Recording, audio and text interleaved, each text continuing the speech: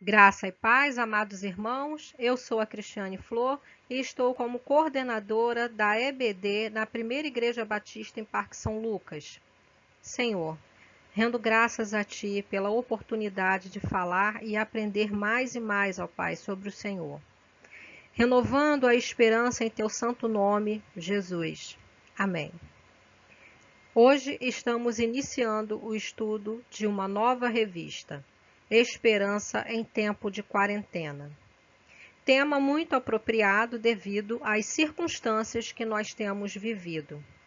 A nossa primeira lição é com o título de A Igreja Nunca Fecha. Eu convido a vocês a estudarmos juntos e a renovarmos a nossa fé em Cristo Jesus.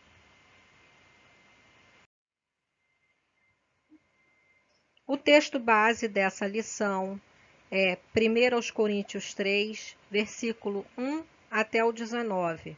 Mas eu vou ler com vocês apenas o versículo 9, que diz assim: Pois nós somos cooperadores de Deus. Vocês são lavoura de Deus e edifício de Deus. Estamos vivendo um tempo desafiador em razão da pandemia da Covid-19. Templos fechados, cultos online, atividades suspensas, agendas alteradas, enfim, a dinâmica das igrejas foi imperiosamente mudada. Porém, a Igreja de Jesus nunca fechou, porque a igreja somos nós. Os prédios estão vazios e as rotinas remodeladas, mas a igreja continua a mesma, ativa e influente no mundo. Ela nunca fecha. As portas do inferno não prevalecem contra a igreja, né? Mateus 16, 18. Muito menos um vírus.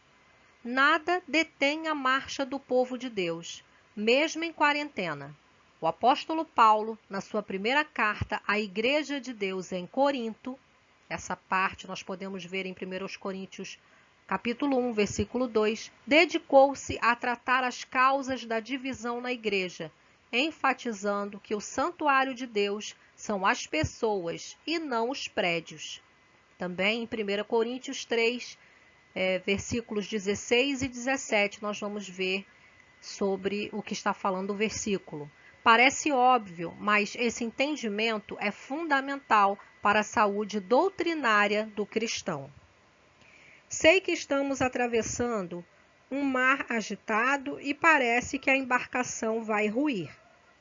Mas está conosco aquele que até o vento e o mar lhe obedecem, Jesus. Ele se importa e nos conduzirá à bonança. Nossos corações se entristecem devido às perdas sofridas, vidas ceifadas, negócios falidos, empregos perdidos. Porém, nossas forças são renovadas e nossos corações não permanecem abatidos, pois cremos no pastor que cuida de seu rebanho, com o braço ajunta os cordeiros e os carrega no colo, conduz com cuidado as ovelhas que amamenta suas crias. Nós podemos ver esse versículo em Isaías 40, versículo 11.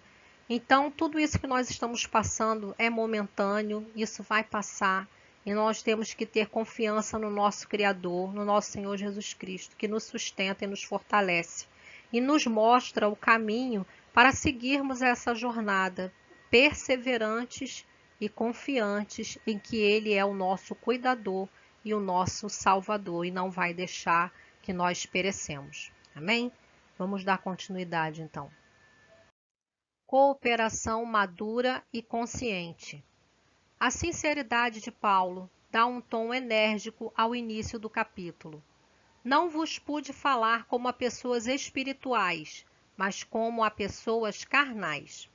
Ele acentua a diferença entre aqueles que compreendem as verdades espirituais e aqueles que não compreendem, pois não conseguem pensar além da vida terrena e física. Então, nós vamos ver aqui algumas temáticas, né, a respeito do que o apóstolo Paulo levantou né, em relação aos coríntios, né? E que fica para nós também esse conhecimento e essa aprendizagem, né? Primeiro, não amadurecer na fé é um problema para a vida cristã. Nos versículos 2 e 3, o apóstolo Paulo aborda sobre essa questão. Paulo fala aos coríntios que eles não estavam prontos para receberem alimentos sólidos, ou seja, que eles não estavam prontos ainda para que ele pudesse se aprofundar nos seus ensinamentos. Também eles estavam vivendo, né, um período que eles estavam muito assim ainda na carnalidade. Havia inveja, havia dissensão na igreja, partidarismo. Alguns diziam que eram de Paulo, outros diziam que eram de Apolo, né? E assim, a gente pode ver, né, que esse é uma situação que ocorre em muitas igrejas, né? Que fala que um é do pastor tal, outro de outro pastor, e não vê a questão do trabalho como um todo. Nós temos que pensar no todo, né? Quem planta, né? Quem planta a semente nos corações é Deus. A gente ajuda ali a regar, né? A cuidar do solo. A gente faz isso aí. E outro vem e colhe, né?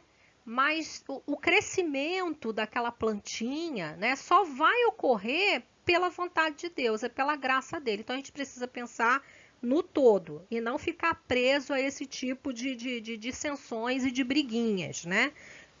Isso é um pensamento assim muito pequeno. Um outro exemplo assim de imaturidade cristã é nós acharmos, né, que só podemos servir a Deus nos templos, né? Então, assim, achar que como nós não estamos podendo estar nesse momento dentro das igrejas, né? Falando e estudando da palavra de Deus, nós não estamos servindo a Deus, isso é uma imaturidade. Porque, por exemplo, nesse momento aqui, que eu estou falando, né, estou aqui transmitindo a mensagem do Senhor, eu estou ensinando para aqueles que estão dispostos a ouvirem, né, e aprenderem, eu estou servindo a Deus. A diferença é que eu não estou no ambiente físico, eu não estou dentro de quatro paredes, que é o templo da igreja, né? Eu estou usando uma outra plataforma, eu estou usando a plataforma da internet para poder vincular mais rápido e ser mais acessível a chegada para as pessoas ouvirem a palavra do Senhor, já que nesse momento nós precisamos fazer esse isolamento social e não podemos estar juntos. Então, essa questão de pensar que só dentro da igreja de quatro paredes é que a gente está servindo ao Senhor, isso é um exemplo de imaturidade cristã. E nós vamos ver agora a sequência do porquê. Tópico 2 aqui, olha. Somos templos de Deus, né? O versículo 16 e 17 vai dizer, né? Em 1 Coríntios 3, do versículo 16 e 17, ele afirma: somos templos de Deus. Vocês não sabem que são santuário de Deus e que o Espírito de Deus habita em vocês?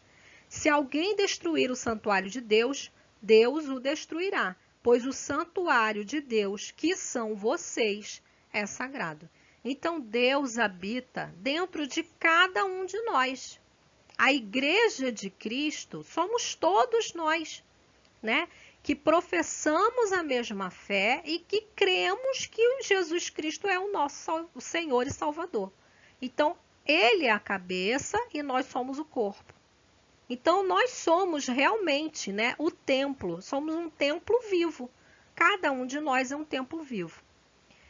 Outra parte, vamos ver aqui o 3. Somos cooperadores de Deus, né? Nos versículos 6 e 7, corrigindo, versículos 6 até o 10, ele vai falar que somos cooperadores de Deus. E aí ele fala assim, olha, nós somos cooperadores de Deus, vocês são lavoura de Deus e edifício de Deus. A comparação entre igreja e lavoura é riquíssima. Lavoura nos remete à plantação, cultivo e colheita. Uma lavoura é constantemente cultivada para produzir. Somos, portanto, lavoura de Deus. É Ele que nos revitaliza para trabalhar e produzirmos bons frutos. Deus, como nosso dono e provedor, se utiliza de seus cooperadores, que somos nós. Na plantação, há plantadores e cultivadores, mas só há colheita porque Deus é quem dá o crescimento. Então, não há necessidade de achar que um está fazendo um trabalho maior ou menor, ou melhor ou pior do que o outro. Todos nós estamos trabalhando. Se trabalhamos verdadeiramente para o Senhor, o crescimento, quem vai dar é Ele. Eu posso plantar a semente ali no coraçãozinho de alguém que está ouvindo a palavra, mas lá na frente, um outro irmão, um outro diácono ou um outro pastor, uma outra pessoa é que pode vir a ver o crescimento e a colher os frutos daquela plantinha, daquela semente que foi plantada. Então, como eu já falei, o crescimento é uma garantia que só Deus pode dar. É por isso que podemos fazer a nossa parte, mesmo estando fazendo nossos cultos, celebrações e estudo online. Por isso, podemos descansar nele. A construção adequada e convicta. Paulo também usa a imagem de um edifício e passa a falar sobre construção. O apóstolo alerta: cada um veja como constrói. Paulo pregou e ensinou sobre Jesus Cristo, o único fundamento. Nenhum outro poderia ser lançado. Cristo é o alicerce da igreja. A solidez de uma construção está no seu fundamento. Por isso, o apóstolo Paulo foi tão enfático: é em Cristo que se constrói. E não se trata apenas de construir, mas de construir condignamente. Então, nós vamos ver aqui dois tópicos importantes em relação a obras. Primeiro, a forma como se faz a construção é importantíssima, porque a obra de cada um se manifestará. Você pode ver essa afirmação nos versículos 12 até o 15. E diz, sobre o alicerce poderá ser construído ouro, prata, pedra preciosa, madeira, feno ou palha. Chegará o dia da avaliação, em que o fogo testará a obra de cada um. Serão recompensados aqueles cujas obras permanecerem. As obras que se queimarem evidenciarão o prejuízo dos seus construtores, embora salvos. Por que está dizendo que embora salvos? Porque nós sabemos que a salvação é pela graça, e não através das nossas obras. Por isso que já está reafirmando, A Bíblia não vai ter contradições, ela não vai ficar se contradizendo. Então, se Jesus já disse que a salvação é pela graça e não por obras, por isso que nós já estamos vendo mais uma vez essa afirmação aqui, tá? Eles, embora, vai evidenciar o prejuízo dos construtores, serão salvos. Lembrando que essa parte aqui também se trata aquelas pessoas que são fiéis a Jesus, Nós aceitamos Jesus, somos fiéis, mas não significa que nós não cometamos erros, A gente comete erros, a gente tem algumas falhas, e isso é algo que vai ocorrer durante o caminho. Não é aquelas pessoas que não aceitaram Jesus como Salvador e estão fazendo um monte de coisa errada aí, não. Essa parte não se enquadra a essas pessoas que não aceitarem Jesus como seu Salvador, ok? Então, vamos continuar aqui. Nesta metáfora, Paulo traz à reflexão os materiais usados por nós na construção de nossas obras. Materiais mais valiosos, ou seja, mais resistentes, ou materiais menos valiosos, menos resistentes. Obviamente, aquilo que é construído com palha, feno ou madeira é devorado pelo fogo. E fogo, na metáfora, significa juízo, Então, ao contrário de quem constrói com materiais mais nobres, e por isso são mais resistentes, que foi o que foi falado lá no início, ouro, prata, pedras preciosas, essas resistirão, ao juízo, ao fogo. A questão aqui é descobrirmos o que tem mais valor diante de Deus. Eu entendo que nesse momento aqui O que nós precisamos descobrir é se realmente aquilo que eu estou fazendo, aquela obra que eu estou fazendo, será que eu faço realmente? Estou fazendo para Jesus? Ou se lá no fundinho eu não estou fazendo aquela determinada obra para satisfazer o meu ego, para atrair a atenção de outras pessoas, né? Se foi isso, eu já recebi o meu galardão, né? Se for para chamar a atenção das outras pessoas e receber aplausos, então eu já recebi o meu galardão. Agora, se for no íntimo do meu coração realmente para fazer a vontade de Deus, para levar o ID, Deus se identifica a cada uma dessas situações. Ele sonda os corações, então ele sabe. A questão é nós pensarmos, trazermos a reflexão realmente se aquela obra eu estou fazendo para Jesus.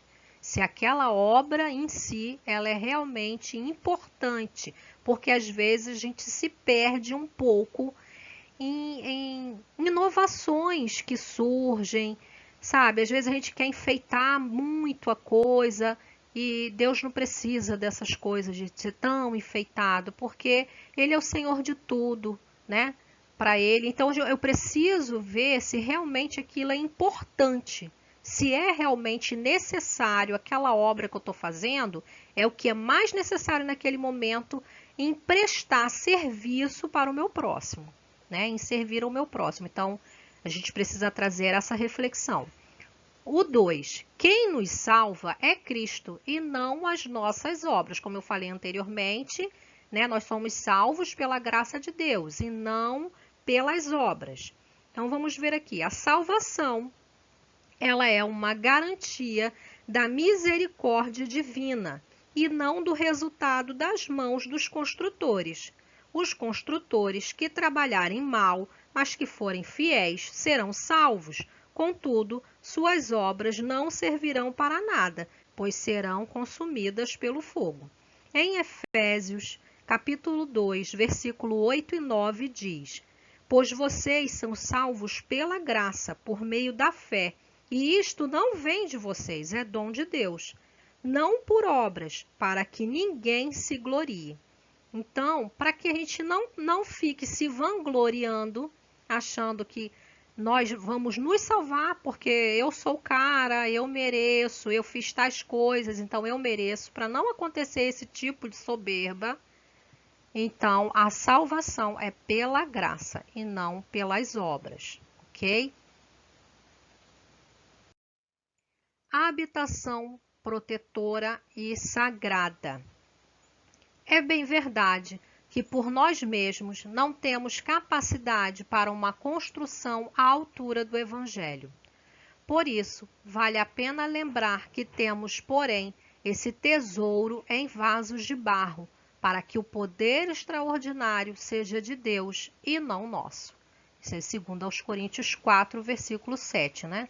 Fala sobre isso. Somos igrejas de Cristo, ou seja, santuário do Altíssimo, habitação do Espírito Santo. Igreja é muito mais do que templo. Igreja é gente habitada pelo Espírito. Por isso a igreja nunca fecha. Trabalhar para destruí-la é chamar para si a disciplina divina. A proteção da igreja é o Senhor. Ele é o guarda de Israel, né? Em Salmos 121 fala, ele é o guarda de Israel que nunca dorme. A presença do fiel protetor faz do santuário algo sagrado. A presença protetora e sagrada age poderosamente, pois o nosso Deus é fogo que consome. Também nós vimos em Hebreus, né? 12, versículo 29, né? Deus também é fogo consumidor. Então, as pessoas aí que estão lutando para tentar fechar, para destruir, né, a igreja de Cristo vão ser consumidas pelo fogo. Isso aí no juízo serão consumidas, né? Porque Cristo não vai permitir de forma nenhuma que a igreja dele seja destruída. Também vemos porque toda casa é construída por alguém, mas quem edifica todas as coisas é Deus. Moisés, como servo, foi fiel em toda a casa de Deus para testemunho das coisas que seriam anunciadas. Mas Cristo, como filho, é fiel sobre a casa de Deus, casa que somos nós, se conservarmos firmes até o fim a nossa confiança e a glória da esperança. Em Hebreus 3, versículos 4 e 6, né, nós vimos essa passagem que eu acabei de falar com vocês, né? Deus ama a sua igreja, por isso ele não dorme, nos guarda a cada minuto. Cristo é fiel sobre a casa do Pai. Seja templo de Deus, alicerçado em Cristo Jesus. E assim você vai poder cantar aquele hino conhecido, né? Nossa morada na rocha está. Firme e segura ela ficará. Quando o temporal contra ela der, há de resistir todo o seu poder. Então, Jesus, né, ele é fiel e ele guarda a morada do Pai, que somos nós. Nós somos a habitação do Espírito Santo, né? Casa de Deus. Então, nós temos que ter cuidado, né? Se nós estamos mantendo essa casa limpa, como que eu tenho cuidado da casa de Deus, que sou eu, né? Como que nós temos cuidado dessa casa de Deus? Ela está limpa, os pensamentos dela têm sido pensamentos bons, pensamentos de esperança, ou eu tenho alimentado pensamentos ruins, eu tenho deixado guardado lá, acumulado empoeiradamente, angústias, decepções, raiva. Se eu estou desse jeito, né, se tem alguém desse jeito, precisa limpar a casa, porque é a casa de Deus, né, o Espírito Santo de Deus habita nessa casa. E ele não vai querer ficar dentro de uma casa suja. Então mantenha a sua casa limpa, para que Deus fique dentro dela e confortavelmente dentro dela, né? Que seja uma casa aconchegante, trate o seu Senhor com muito amor, muita reverência, né? Muita servidão. Lembre-se que você é servo do Senhor. E para nós podermos encerrar, né, a aula de hoje, no próximo slide tem um pequeno vídeo que fala sobre a seara de Deus, de colaboração e de trabalho. Então, essa foi a nossa aula. Fiquem com Deus e até a nossa próxima aula. Tchau. Um bom filme para vocês.